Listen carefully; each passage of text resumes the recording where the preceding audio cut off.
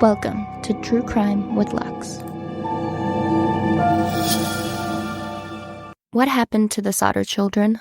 December 24th, 1945, a house fire would change the life of a family forever.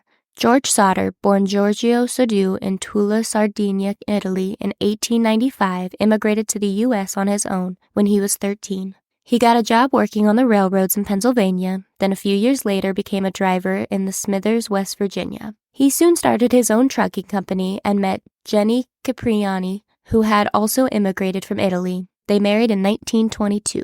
They bought a home in Fayetteville, a 2-story timber frame 2 miles out of town.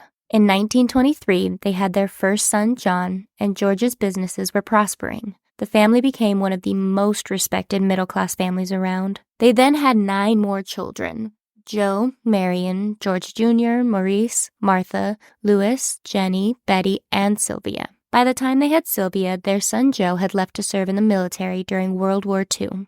George was very vocal about his political views, and in October of 1945, a life insurance salesman had warned him that his house would go up in smoke and your children are going to be destroyed because of the remarks he was making about Mussolini. They had another man stop by looking for work, and he stated that the new fuse boxes would cause a fire someday, confusing George, who was told by the electric company that the fuse boxes were good. John, the oldest son, recalls seeing a strange car in the area when the younger Sodder children walked home after school. On Christmas Eve of 1945, the family was celebrating. Marion, who was 19 at the time, had saved up some money from her job at the dime store and bought Martha 12, Jeannie 8, and Betty 5 toys. The girls were so excited. They asked if they could stay up late to play. Their mother said it was fine as long as the 2 older boys watched them. Maurice, 14, and Louis, 9, had to do their chores still, which consisted of bringing in the cows and feeding the chickens. Everyone else had already gone to bed, so Jeannie took her youngest daughter Sylvia with her up to bed. At about 12:30 a.m., Jeannie woke up to the phone ringing, so she went downstairs to answer it. When she picked up the phone, she realized it was the wrong number, so she hung up.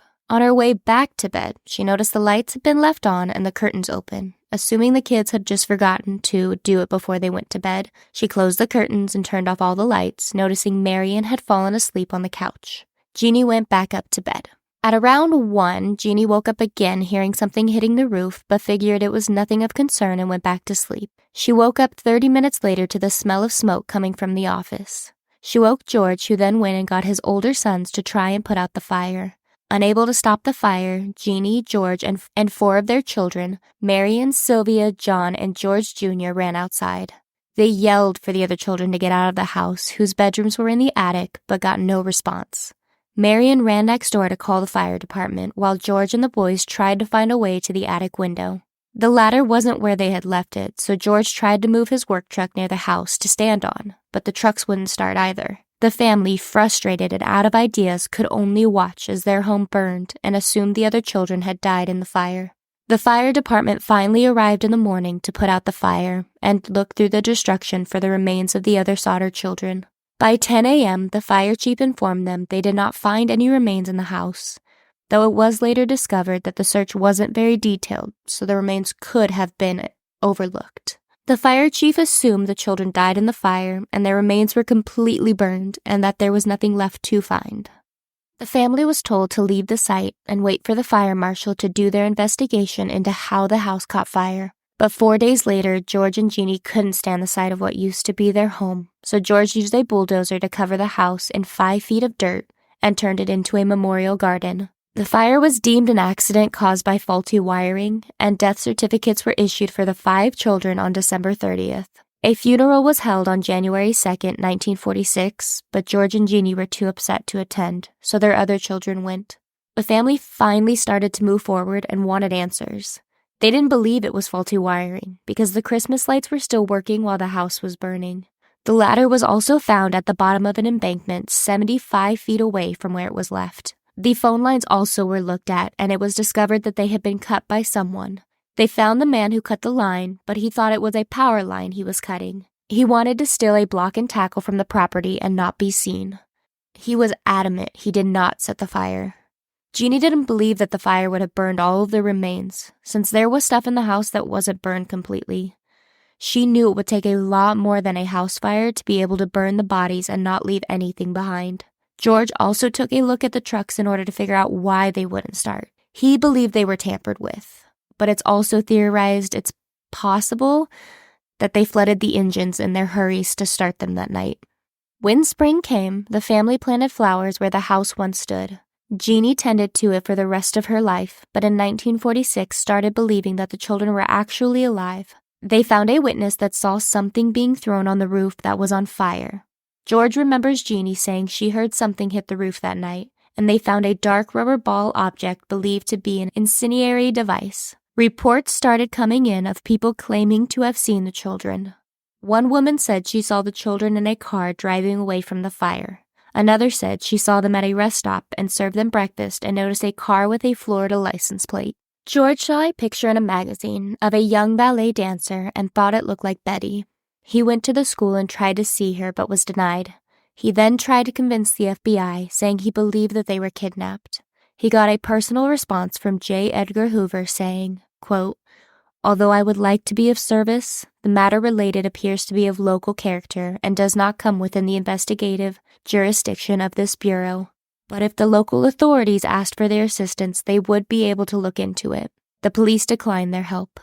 In 1949, George got a pathologist, Oscar Hunter, from Washington, D.C. to conduct a search through the site. He was able to find some fragments of bones, but when tested, they were determined to belong to a person between the age of 17 and 22 who was too old to be one of the children. The bones also showed no signs of exposure to fire. Oscar said that there should have been skeletal remains if the children had been killed during the fire.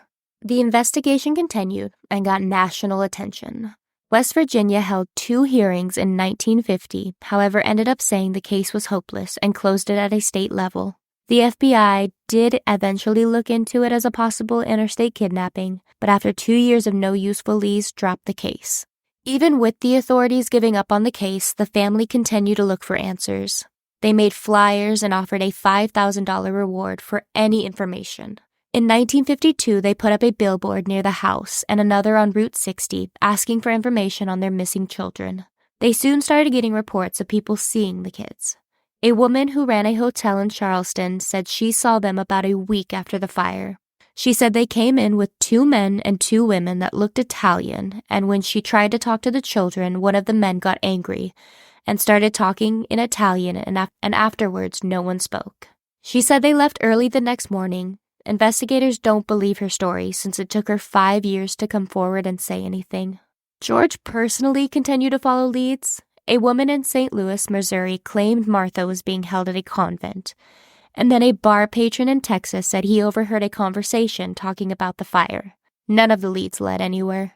In 1967, George went to Houston when he received a letter from a woman saying that Lewis had told her his identity after having too many drinks. She thought he and Maurice were living in Texas.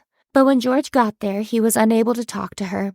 Police helped George find the men she was talking about, but they both denied being his children, though George doubted their denial. The family got another letter from Central City, Kentucky, with a photo believed to be Lewis. They hired a private investigator to take a look into the photo, but never heard back and weren't able to locate him afterwards. George passed away in 1969. Jennie and some of her children continued to search for answers. Jennie stayed in mourning and tended to the garden until she passed away in 1989. With both their parents gone, the surviving children took down the billboard. They continue to publicize the case and follow leads. They have theorized that the Sicilian mafia was trying to extort money from George and may have taken the children to Italy. They believe the children have stayed away in order to keep the rest of the family from harm. Sylvia, the youngest Sodder, died in 2021. She told her daughter that she had promised her parents she wouldn't let the story die, that she would do everything she could. The family has made online forums and continued media coverage through the years, though many people believe it's likely the children did die in the fire and the home was just not searched thoroughly enough to discover them. However, it is strange that no sign of them was found. It is plausible that they did survive and for some reason were either unable or didn't want their family to know. Thank you for listening. If you enjoyed the podcast, please like and share it with your friends. Stay safe, and I'll be talking to you next week.